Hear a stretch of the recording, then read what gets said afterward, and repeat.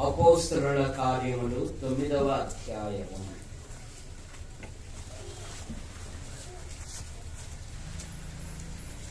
10-11 వచనాలు. దమస్కులో అననీయను ఒక శిష్యుడు ఉండెను. ప్రభు దర్శనమందు అననీయా అని అతన్ని పిలువగా అతడు, ప్రభువా, ఇదిగో నేనున్నాను అనెను. అందుకు ప్రభు, నీవు లేచి తిన్నని అనబడిన వీధికి వెళ్ళి యూదా అనువాని ఇంట తార్సు వాడైన సౌలు అనువాని కొరకు విచారించుము. ఇదిగో అతడు ప్రార్థన చేయుచున్నాడు. ప్రార్థన. ప్రేమించిన మా తండ్రి, మీ నామాను బట్టి మీకు స్తోత్రములు చెల్లిస్తున్నాం. రాకడ దినాలు, అంత్య దినాలు, అపాయకరమైన దినాలలో ఈ సంవత్సరంలో 3 నెలలు మీరు కాపాడి 4వ నెల బహుమానం ఇచ్చి ఒత్తిరాల విశ్వాస గృహములో చేరి సంఘ కార్యక్రమాలలో శుక్రవారము విజ్ఞాపన కూడిక గనక ఈ విధంగా చేరి స్తుతించుటకు, ఘనపరచుటకు, మహిమపరచుటకు మీరు ఇచ్చిన ధన్యతను బట్టి మీకు స్తోత్రము.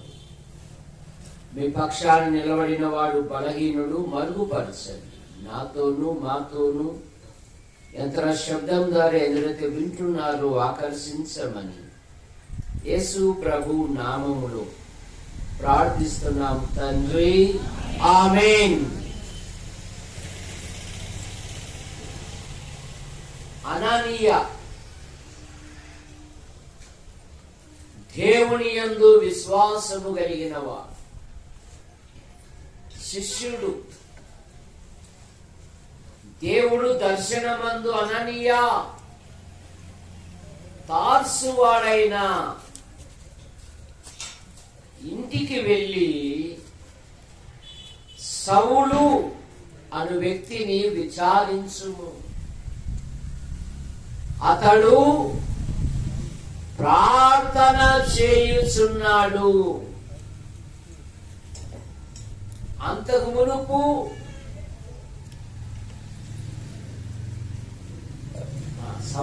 సౌలు అనగా అడగబడినవాడు, మార్చబడిన తర్వాత పౌలు అనగా చిన్నవాడు. దేవుని సంఘమును, దేవుని ప్రజలను పాడు చేసినవాడు. యువకుడైన స్టెఫెను యవనస్తుడు ప్రభు కొరకు సాక్షిగా ఉన్న వానిని రాళ్లతో కొట్టి చంపుటకు సమ్మతించినవాడు. అతని వస్త్రములకు కావలిగా ఉన్నాడు. సౌలైతే అపోస్తలుల కార్యములు 8వ అధ్యాయం 1వ వచనములో, ఆ కాలమందు యెరూషలేములోని సంఘము గొప్ప హింస కలిగినందున చెదరిపోయిరి.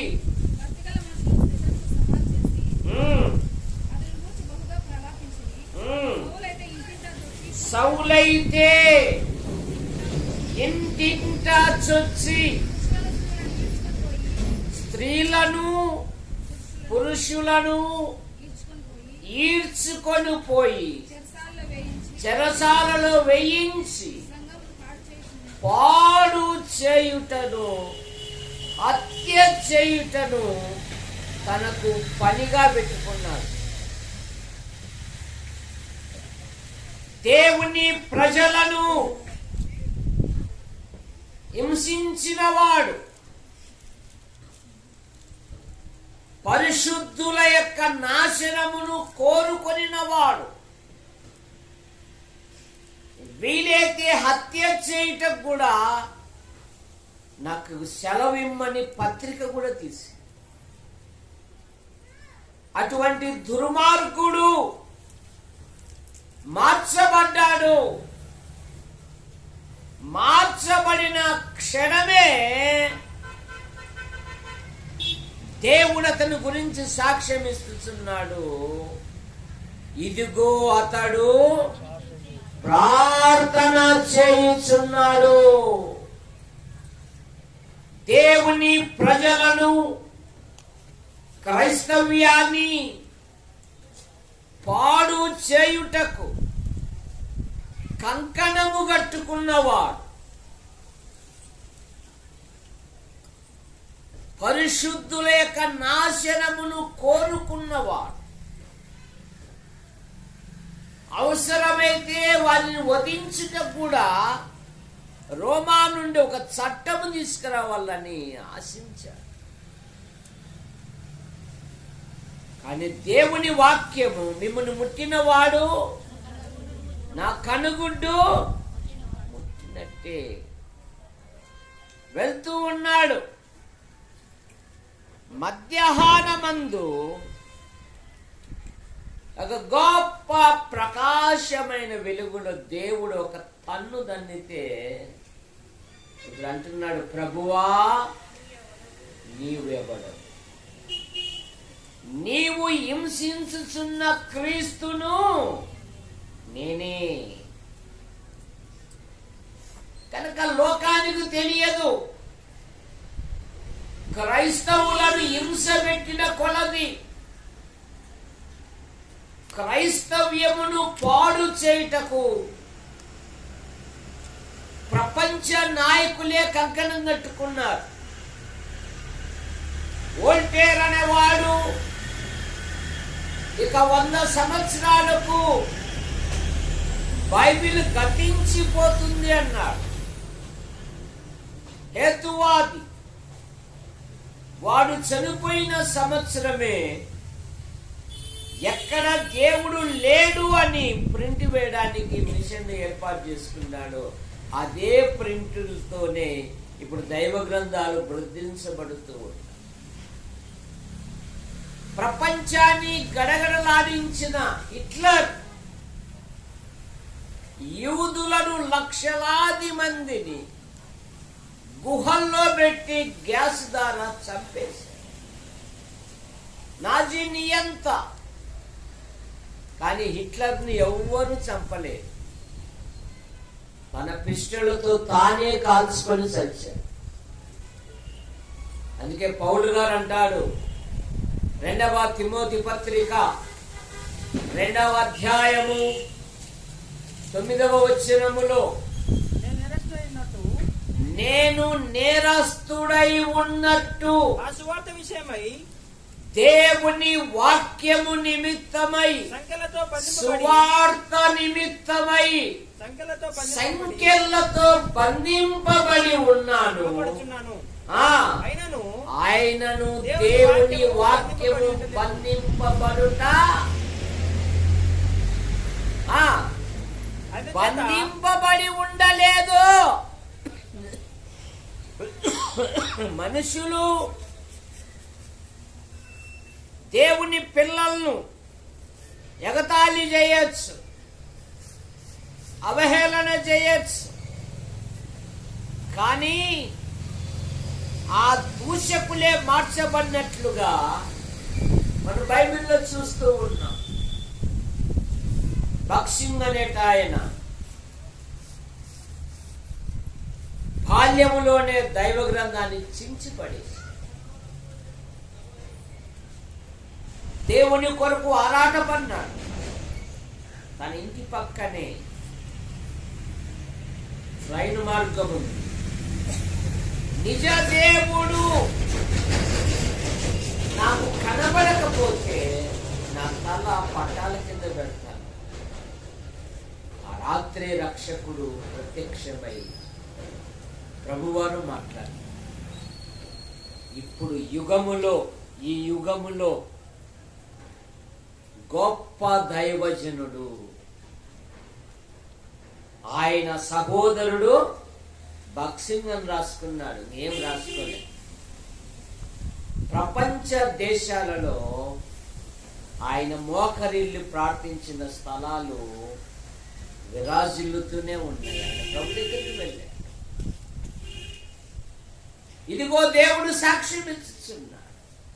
ఇదిగో అతడు ప్రార్థన చేయుచున్నాడు.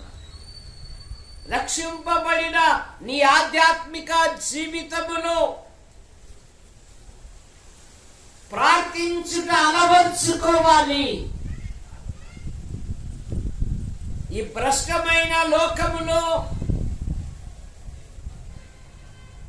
విశ్వాసి ఆధ్యాత్మికంగా ఎదగాలి అంటే 1 ప్రార్థన, 2 దేవుని వాక్యము, 3 సహవాస కూడికలకు, ప్రతి కూడికకు రావాలి. ఆది అపోస్తలులు వీరు అపోస్తలుల బోధయందును సహవాసమందును రొట్టె విరుచుట యందును ప్రార్థన యందును ఎడతెగక ఉండిరి. అతడు ప్రార్థన చేయుచున్నాడు. 16వ అధ్యాయం అపోస్తలుల కార్యములో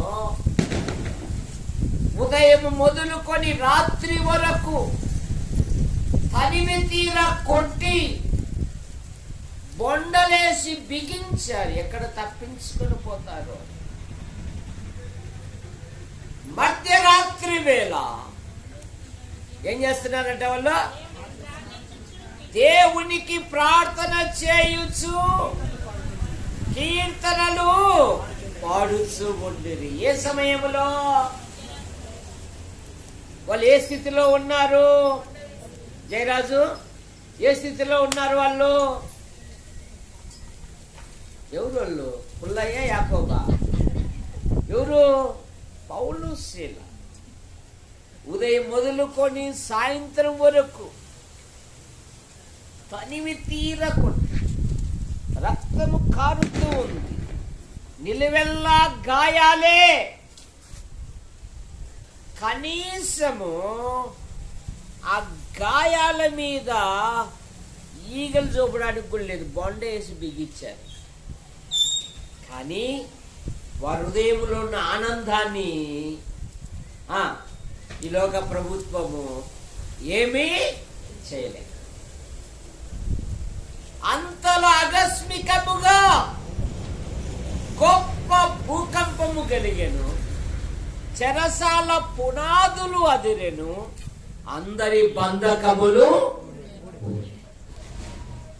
నువ్వు ఏ బంధకాలలో చిక్కబడి ఉన్నావో, ఏ బంధకాల నుండి బయటికి రాలేకపోతున్నావో, నువ్వు ప్రార్థిస్తే దేవుడు అద్భుతమైన విడుదల కలగజేస్తాడు. వారు ప్రార్థిస్తున్నారు, వారు పాటలు పాడుతున్నారు. నీవైతే కరెంటు పోతే తట్టుకోలేవు. అప్పుడే పాడు కరెంటు పోయింది అక్క, అంతసేపు చేయాలంటే చెమట పుడుతుంది కదా అక్క. అసలే 20 రూపాయలు ఇస్త్రీ సీర, మోకాళ్ళు ఉండాలంట. పాప నేను ఆడుంటాడు. సరే, ఇప్పుడంతా పై భక్తి. ఏం భక్తి? పై భక్తి. పౌలు ఎప్పుడైతే రక్షణ పొందాడో దేవుడే సాక్ష్యం ఇస్తున్నాడు. ఇదిగో అతడు ప్రార్థన చేయించు. నీ సమస్యలు పరిష్కరించబడాలంటే నువ్వు ప్రార్థించు.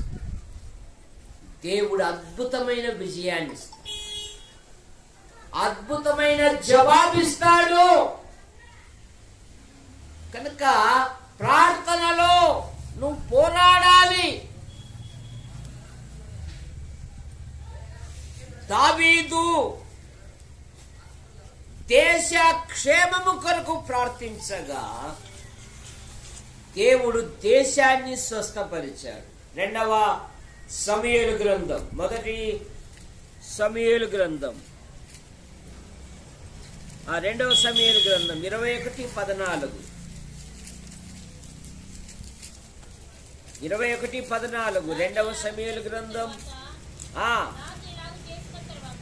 రాజు ఇలాగు చేసిన తర్వాత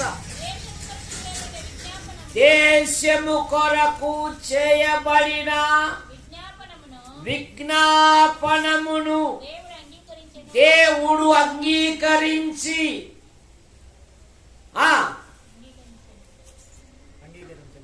దేవుడు దేశమును బాగు చేసెను. 2వ దినవృత్తాంతములు 7:14 నా పేరు పెట్టబడిన నా జనులు తమ్మును తాము తగ్గించుకొని ప్రార్థన చేసి నన్ను వెదకి తమ చెడు మార్గమును విడిచిన ఎడల నేను వారి ప్రార్థన విని వారి పాపమును క్షమించి వారి దేశమును స్వస్థపరచు. నీ ప్రార్థన నీ దేశాన్ని బాగు చేస్తుంది. ఒకప్పుడు తెలంగాణలో మేము 2002లో 15 రోజులు సువార్త, 15 రోజులు ఇంటికాడ, 5 సంవత్సరాలు ఆంధ్రప్రదేశ్ అంతా తిరిగారు. ఇక్కడికి కూడా వ్యాన్ తీసుకొని వచ్చారు. ఎక్కడికి వెళ్ళినా కూడా వారు సార్ మజ్జిగ తాగుతారా, ఈ రాత్రి ఇక్కడే ఉండండి, మీకు భోజనాలు ఏర్పాటు చేస్తాము అనేవారు. ఇప్పుడు పరిస్థితులు విభిన్న రీతిగా మారిపోయి కుళ్ళిపోయిన ఉల్లిగడ్డలు అమ్ముకునే వానికి పర్మిషన్ ఉన్నది. అగ్గువై ఎర్రగ్గువై మీ వీధికి వచ్చింది, మీ ఊరికి వచ్చింది, మీ ఇంటి ముంగట ఉంది, రండి 100 రూపాయలకు 7 కిలోలు ఉల్లిగడ్డలు అగ్గువై మరి ఎవడు అడగడు. పాత ఇనుము సామాను కొంటాం, తగిన ధరలు కొంటాం, మీ ఊరికి వచ్చింది, మీ వీధికి వచ్చింది, మీ ఇంటి ముంగట ఉంది, రండి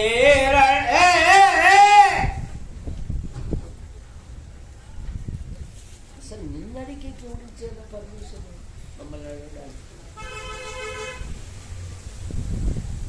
దేశము ప్రతి పౌరునికి స్వాతంత్ర హక్కు. తన దేవుని గురించి నిర్భయంగా మాట్లాడాలి. పూర్వ దినాలలో వారి వీధుల్లోకి వెళ్ళాలి అంటే ఒక చీపురు కట్టుకోవాలా, నీకు దగ్గు వచ్చి ఉమ్మేస్తే ఒక చిప్ప పెట్టుకొని పోవాలి. దేవుడు అన్ని మార్చేసి అంటున్నారు, మా వీధుల్లో మీ వాళ్ళు లేరు, ఎవరు రమ్మన్నారు, మీ వాళ్ళంతా ఆడున్నారు పో ఎడా ఓహో అట్లా నీ కథ అని అక్కడి నుండి మైకి పెట్టి ఊరల్లో వినిపించిన మన నెల్లూరులో 14-15 14-15 యూట్యూబ్లో తీసుకొని ఉంటాయి ప్రసంగాలు. సరే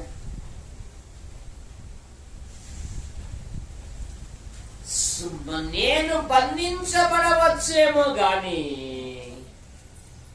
దేవుని వాక్యము బంధింపబడి ఉండలేదు.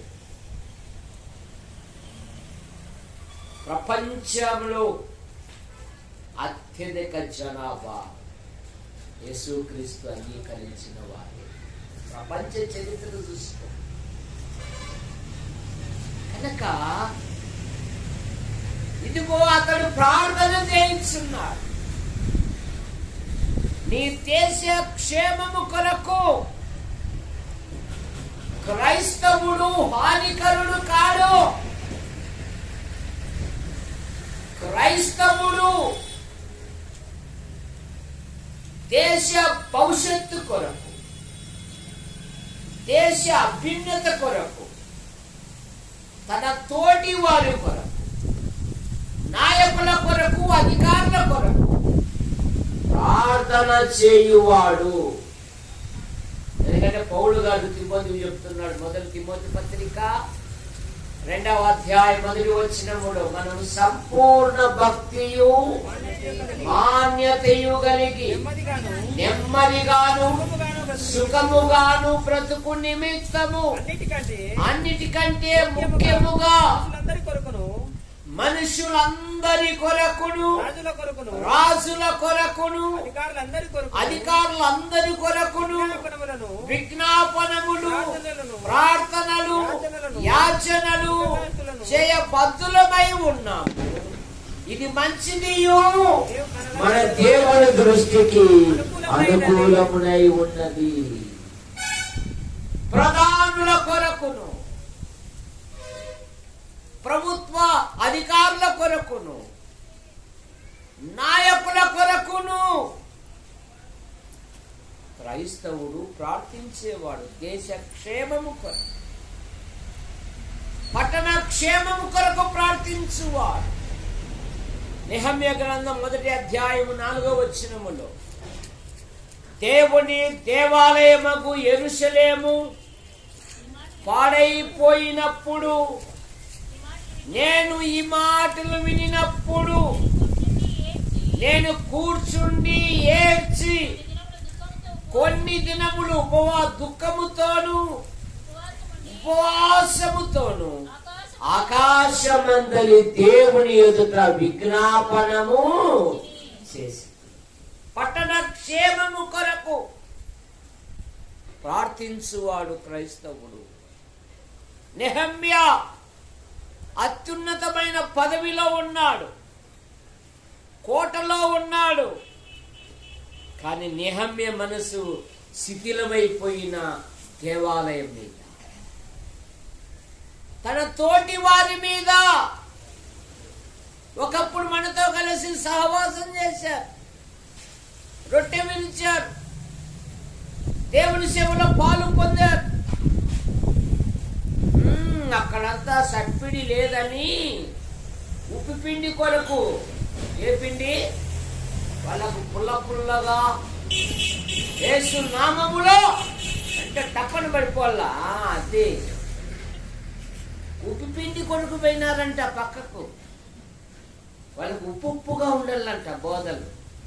ఎట్లా ఉండాలంట చెప్పా, ఉప్పుగా ఉండాలి. చెదిరిపోయిన వారిని మరలా నడిపించాలంటే ఖాళీ సమయాలలో మనం దర్శించాలి, మనం హెచ్చరించాలి, వారి క్షేమం కొరకు ప్రార్థించాలి. ఏరా అక్కడ మన సోదరులు ఎలా ఉన్నారు, అక్కడ నీ సోదరులు శ్రమలో ఉన్నారయ్యా. దేశ క్షేమము కొరకు, పట్టణ క్షేమము కొరకు, ఎపఫ్రా సంఘ వృద్ధి కొరకు ప్రార్థన చేసేవాడు. కొలస్సీ పత్రిక 4వ అధ్యాయము 12వ వచనం, మీలో ఒకడును క్రీస్తు దాసుడైన ఎపఫ్రా నీకు వందనములు చెప్పుచున్నాడు. మీరు సంపూర్ణులను ప్రతి విషయములో దేవుని చిత్తమును గూర్చి ప్రభు సంపూర్ణాత్మ నిశ్చయత కలిగిన వారై నిలకడగా ఉండవలనని ఇతడు ఎల్లప్పుడూ మీ కొరకు తన ప్రార్థనలలో పోరాడుచున్నాడు. ఇతడు మీ కొరకే గాక ఇయరాపోలి వారి కొరకును, ఇయరాపోలి వారి కొరకును, లవొదికయ వారి కొరకును బహు ప్రయాసపడుచున్నాడని ఇతని గూర్చి పౌలను నేను సాక్ష్యమిచ్చుచున్నాను.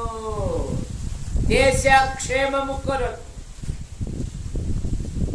పట్టణ క్షేమము కొరకు, సంఘ క్షేమము కొరకు విశ్వాసి ప్రార్థించాలి. అదంతా అక్కలు చూసుకుంటారులేనా, అంత పెద్ద ప్రార్థన చేసే చల్లారిపోదు. అసలే మంచి బలమైన ఆహారం తెచ్చావు, ఈ ఆహారం దగ్గర ప్రార్థన చేయంటున్నాడు. గోటేసారి వద్దిరాలా ఏం చెప్ప అదేదేదే పంది ఉరపది ఏదో ఊరు ఊరు అంబుర పంది ఇట్లా పొద్దున పెడితే ఎప్పుడు చల్లారిపోతుంది కదా బే. ఆ తినేటప్పుడు కూడా ఫ్యాన్ ఆఫ్ చేసుకొని తింటున్నారు. ఎందుకంటే చల్లారిపోతే మళ్ళీ చీకటి అంటుకుంటుంది. దాని మీద ఉన్నంత శ్రద్ధ సరే ప్రజాక్షేమము దేవ విశ్వాస గృహములో చేర్చబడిన ప్రతి కుటుంబాన్ని మీరు ఆశీర్వదించండి దేవ. వారు సరైన వసతులు లేకపోయినా ప్రభు దినం ఆదివారం వారు దేవుని ఆరాధించటం, అరుణోదయమే లేచి వారి పనులను పక్కన పెట్టి అయినా వారు ఉదయాన్నే బయలుదేరి వస్తున్నారు. విశ్వాసి ఇంటిలో ఆరాధన ఎప్పుడు ప్రారంభమవుతుంది? మనోహర్ ఎప్పుడు ప్రారంభమవుతుంది? శనివారము సాయంత్రం నుండే. మన జయరాజు ఆదివారం పొద్దున్నే మంగళ షాపు పోతాడు. ఓహో జయరాజా ప్రార్థన పెట్టాడు కదా అన్న, నన్ను నేనే కూర్చున్నా, రే వెంకటేశ్వర నువ్వు రాగా అంటాడు. ఆయనకి 4 గడ్డాలు తీసినాక నీకు ఇచ్చే లోపల ఈడు ఆరాధన పాట స్టార్ట్ అవుతుంది. పోనీ ఇంట్లోకి వచ్చాడా, బాత్రూమ్ వచ్చాక ఎవరెవరు ఉంటే రాజు మీద నీళ్ళు పోసుకోవాలి. అక్కళ్ళు శనివారం చక్కగా స్నానం చేసి తల అతుకొచ్చుగా అట్లే ఆదివారం పోసుకొని ఆ కొట్ట ఉసుకల్లో వాన పడ్డప్పుడు సిక్కలు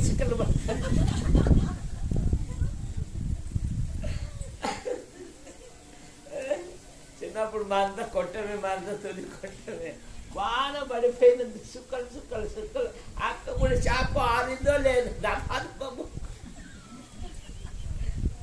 ఏ పొద్దున్నే వచ్చి శనివారం చేసుకుని చక్కగా అట్లా లేదంట. అన్ని ఆదివారమే ఉండేది, ఒక బాత్రూమే ఉండేది, 7 మంది పిల్లలు. వాళ్ళు ఎప్పుడు కావాలా, నువ్వు ఎప్పుడు కావాలా? విశ్వాసీ జీవితంలో శనివారమే ఆరాధన ప్రారంభమైంది. శనివారమే తలంటి స్నానం చేయి, శనివారం ఇస్త్రీ చేసుకో. విష్ణు శనివారం నాపదేనా నా తొందరగా చేయన్నా, ఈ ప్రార్థన పోయేటోడు కదా ఉండు అని వాళ్ళు సాయిపు అది చేసేస్తాను.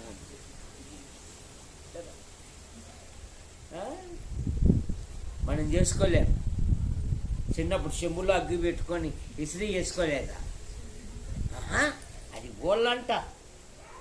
సరే శనివారమే విశ్వాసి సిద్ధపడ ఎపప్రా సంఘ వృద్ధి కొరకు, సంఘ క్షేమాభివృద్ధి కొరకు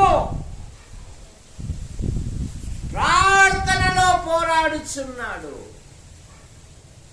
ఇంకా ప్రభువా, మా పెద్దలు ప్రభు యొద్దకు చేర్చబడ్డారు, మాకు ఒక బాధ్యత ఇచ్చావు, ఇంత బాధ్యత నెరవేర్చాలి అంటే మా సంఘంలో యువకులను మీరు లేవనెత్తండి. పెద్దలు వెళ్ళిపోయి దాదాపు 10 సంవత్సరాలు అవుతుందా? 10 నుండి ఇంకా కూర్చోవడమేనా? వాడు 38 సంవత్సరాలు ఆడే కూర్చున్నాడని. అయ్యా మునగళ్ళ నుండి కానీ సహాయకులు లేడయ్యా. వాడు దొంగతా పోయినా కూడా మునగచ్చు. వాడంత సీనియర్ ఎవరు లేరు అక్కడ. 10 సంవత్సరాలైనా కూడా అంత బాప్తీసం లేదు. 10 సంవత్సరాలైనా కూడా నేను నిలబడతాను. యెషయా ప్రవక్తతో దేవుడు ఏమన్నాడు? మా నిమిత్తము అంటే ఏమన్నాడు యెషయా? సూచనలు ఇచ్చాడా? వాళ్ళను పంపు, వీళ్ళను పంపు, నేను గట్టిగా చూస్తే నాకు చెమట పడుతుంది అని అనలే. నేనున్నాను, నన్ను పంపు. అది కావాల దేవునికి. లెగాలే ఇక అద్దె బోధకులు అనే పదం రాకూడదు. మనం నాకేమి చదువు అసలు అంతగా ఇప్పుడు పెట్టే కూడా సరిగ్గా రాదు. బ్యాంకు పోవాలంటే నా కాళ్ళు కరగడం ఉంటాయి, మూరును పట్టుకొని పోతా. ఒరే సురేష్ గారు రారా అని, ఏం బాబాయ్ అంటే రారా అని వాడంతా ఫిలప్ చేసినాక నేను 2 గీతలు గీచాను సరే. అని మా సారు ధైర్యంగా చెప్పు, దేవుడు నీకు చక్కగా నైపుణ్యత ఇచ్చినంత వాక్యమే చెప్పు, ఏం చెప్పా. మా కల్పన కథల్లో కట్టు కథలు అంత కట్టిన వాక్యం ఒకటే మాకు. తెలుగు రాష్ట్రాల్లో దేవుడు వాడు లెగాలి, నేనున్నాను నన్ను పంపుము. దేవా మా విశ్వాస గృహములు యవనస్తులు యవనరాన్లు వారు లేవనెత్తండి, కార్యం జరిగించండి, అద్భుతమైన సహాయం దయచేయండి. దేవుని వాక్యాన్ని ప్రకటించినట్లుగా వారిని మీరు సిద్ధపరచండి. ప్రార్థిస్తే దేవుడు అద్భుతముగా లేపు. నువ్వు లెగాలి, ఇది నీ తరుణం. ఏశావుకి ఎన్నో అవకాశాలు ఇచ్చాడు, ఏం పోగొట్టుకున్నాడు చెప్పు విష్ణు, ఏం పోగొట్టుకున్నాడు? ఇక తప్పు దిద్దుకోవడానికి అవకాశం లేకుండా పోయిందని, అవకాశం దొరకక నేనున్నాను నన్ను పంపుము. అందుకే నీ సంఘ క్షేమము కొరకు నువ్వు ప్రార్థన చేయి. వాళ్ళ కథ వీళ్ళ కథ వద్దు. నేను ఎప్పుడు చెప్తాను, అరే నా దగ్గరికి వాళ్ళ కథ వీళ్ళ కథలు అయితే చెప్పకండి, నాది ఏది ఉంటే నాది చెప్పండి అంతే. అట్లా కాదు, వాళ్ళు విమానంలో పోతున్నారంటారు, ఏం అవసరమారా?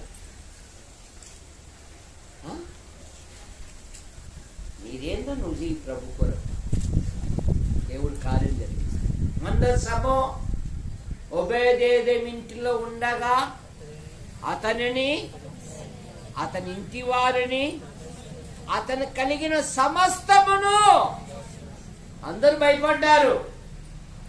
మా మందసం మా ఇంట్లో మా అని భయపడ్డారు. కానీ ఈయన, అయ్యా మీ దేవుని యొక్క మహత్యం మాకు బాగా తెలుసు, మా ఇంట్లో పెట్టండి. మందసము అతడు తన ఇంట్లో పెట్టడానికి ఎప్పుడైతే అవకాశం ఇచ్చాడో దేవుడు గొప్పగా జీవించాడు. నేనున్నాను నన్ను పంపుము. కనుక నీ ఆధ్యాత్మిక జీవితములో ఎస్తేరు తన జాతి కొరకు ప్రార్థన చేసింది. ఎస్తేరు గ్రంథం 7వ అధ్యాయం 3వ వచనం. అప్పుడు రాణి ఎస్తేరు ఇలాగ ప్రత్యుత్తరం ఇచ్చెను, రాజా ఈ దృష్టికి నేను దయపొందిన దాని ఎడల రాజుగా తమకు సమ్మతి అయితే నా విజ్ఞాపనను బట్టి, నా విజ్ఞాపనమును బట్టి, నా ప్రాణమును మనవిని బట్టి నా మనవుని బట్టి నా జనులు నాకు అనుగ్రహింపబడుదురుగాక. నా విజ్ఞాపనమును బట్టి 4000 సంవత్సరాల క్రితం, అనగా యేసుక్రీస్తు వారి లోకానికి రాకమునుపు జరిగిన ఒక యథార్థమైన సంఘటన. ఒక చిన్నవాడు పైవానికి నమస్కారం చేయలేదు. పైవాడు వీనే కాదు, వీని జాతినే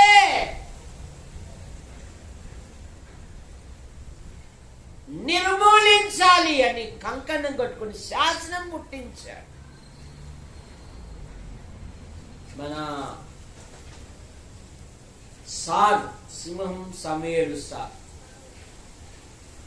ఆయన సాధించిన తర్వాత పేపర్లో ఏమని రాశారమ్మా? లే ఏమని రాశారు చెప్పు, చెప్పు ఏమని రాశాడు? ఏమాబా తెలుదుపా, భారతీయుడు సినిమా నువ్వేంటున్నావే? ఆ 4 పదాలు రాలే కదా. గెలచిన భారతీయుడు. ఏమని వేసిన పేపర్కు? గెలిచిన భారతీయుడు. ఉద్యోగంలో ఎన్నో వేదనలు, అలవెన్స్ రాకపోకుండా ఎన్నో ఇబ్బందులు. చివరి కలెక్టర్ గారి ఇంటి ముంగట నిలబడి, సమయలు గారు వదిలే సార్, వారి వల్ల నా కుటుంబం ఎంత క్షోభ నొందిందో అది తెలియదు, వాళ్ళకి శిక్ష పడాలి. నా కుటుంబం కొరకు నాకు అన్నం లేకపోతే, నా పిల్లలు గుడ్డలు పుట్టి నన్ను నేను బతికాను సార్, నాకు తెలుసు ఆ బాధ. వాళ్ళకేం సార్, ఎలాగంటే వదిలండి, క్షమించాలి, వృద్ధాప్యంలో వాళ్ళు లేదు సార్. వాళ్ళు ఏమొచ్చేసింది? గెలచిన భారతీయుడు. బల్లి పట్టులాగా ఉండకూడదు ప్రార్థన. ఎలాగుండాలి? ఉడుము పట్టులాగా ఉండాలి. యాకోబు పట్టు పట్టాడు.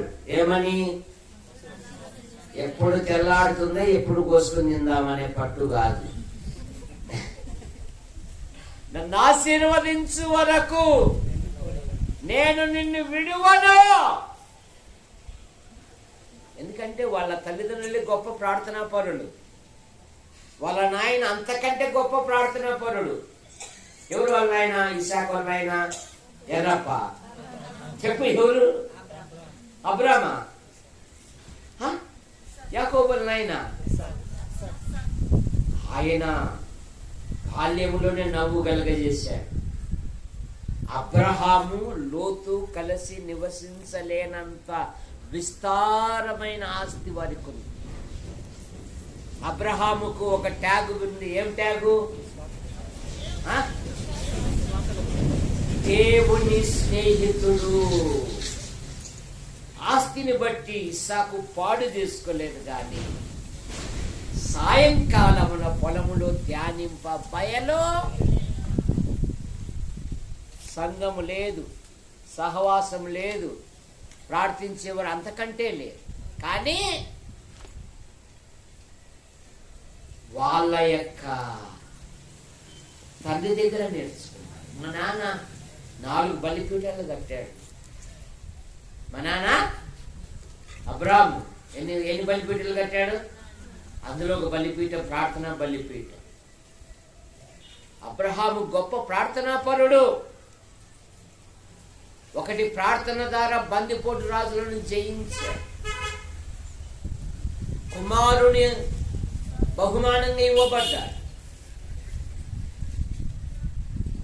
6 సార్లు తన సోదరుడైన లోతును తప్పించడానికి 6 మార్లు విజ్ఞాపనం చేశాడు.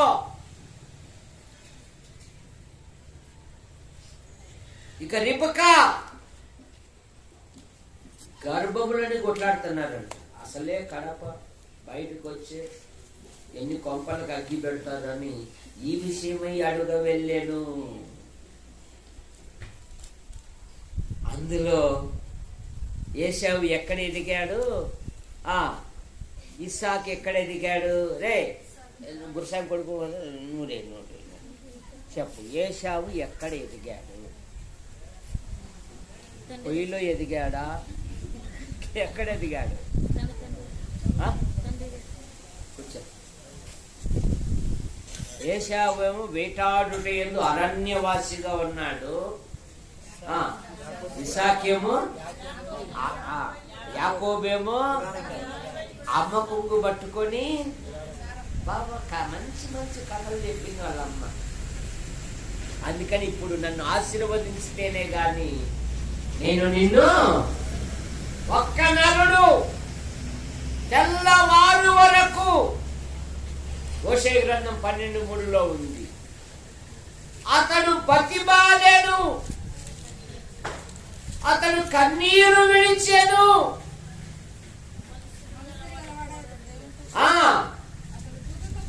అతడు పోరాడెను, అతడు కన్నీరు విడిచెను, అతడు బతిమాలెను, దేవుడు అతనికి ప్రత్యక్ష. ఇక దేవుడు అంటున్నాడు, ఇక మీద నీ పేరు యాకోబు అనబడదు. ఇప్పుడు ఒక దేశానికే దేవుడి పేరు పెట్టాడు, ఇశ్రాయేలు దేశం. చుట్టూ 18 దేశాలు శత్రు దేశాలు.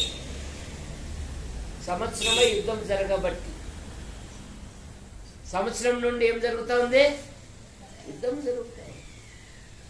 కానీ ఇశ్రాయేలు దేశానికి దేవుడు ఒక వాగ్దానం ఇచ్చాడు, యెహోవాను నేను ప్రతి నిమిషమున నేను దాన్ని కాపు చేయుచున్నాను, ఎవడును దాని మీదకి రాకుండానట్లు దివారాత్రము నేను కాపాడుతూ ఉన్నాను.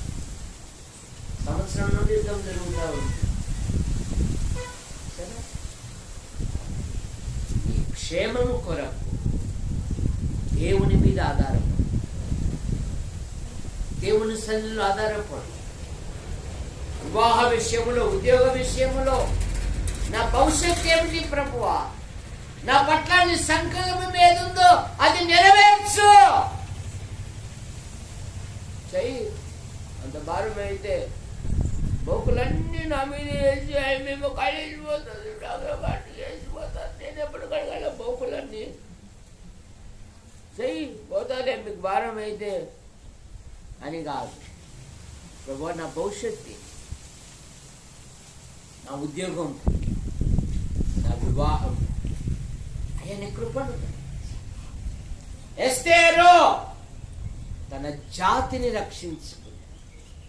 ఎక్కడ మరణ వార్త చేరిందో అక్కడున్న యూదులందరూ 5:3 ఎస్తేరు గ్రంథంలో దుఃఖముతో ఉపవాసముతో గోనె పట్ట కట్టుకొని ఉన్నారంట వాళ్ళు. 5వ అధ్యాయం 3వ వచనం.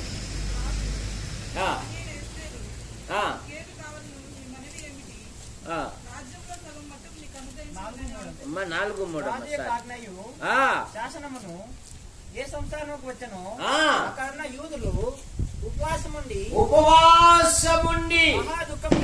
మహా దుఃఖముతోను ఏడుపుతోను రోదనములోను మునిగిన వారైరి. అనేకులు గోనెను బూడిదను వేసుకుని పడి ఉన్నారంట. ప్రసంగిలో ఒక మాట ఉంది, ఆయన సెలవు లేక భోజనము చేయుట ఎవనికి? 6వ అధ్యాయం 1వ వచనములో రాజుకు అంతే, ఒక్కటే, ఆ చిన్నదే వారికి నిరీక్షణ. రే మీ కథలు, మీ పాటలు, ఈ అష్టదిగాసిన కవులు మీరందరూ వెళ్ళిపోను. ఈ రోజు నాకు ఎట్టెట్లో ఉంది. ఒరే ఆ డైరీ తీసుకురాను, రాజ్యంలో ఏమేమి జరుగుతుందో ఒకసారి నా ముందర చదవండి.